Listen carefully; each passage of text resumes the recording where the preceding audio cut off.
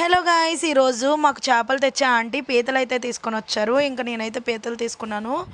ఇంకా ఆంటీయే మంచిగా ఒలిసేసి ఇస్తారు.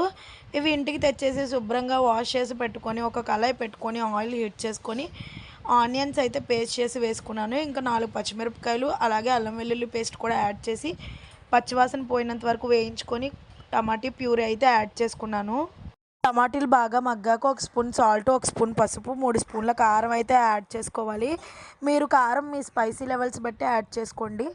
ఇంకా ఇది మంచిగా వేగాక అందులో ముందుగానే వాష్ చేసి పెట్టుకున్న పీతలు కూడా యాడ్ చేసి ఒక గ్లాస్ వాటర్ అయితే వేసుకొని మూత పెట్టుకొని 10 నిమిషాలు ఐ ఫ్లేమ్లో ఉడికించుకుంటే మన వేడివేడి పీతల కర్రీ రెడీ అయిపోయినట్లే.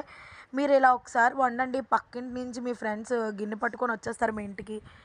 ఇంకా నేనైతే ఈ కర్రీ టేస్ట్ చేసి ఎలా వచ్చిందో చెప్తాను. నాకైతే చాలా బాగా నచ్చింది కర్రీ. ఈ వీడియో మీకు నచ్చినట్లయితే ప్లీజ్ నా ఛానల్ని సబ్స్క్రైబ్ చేసుకోండి. Thank you.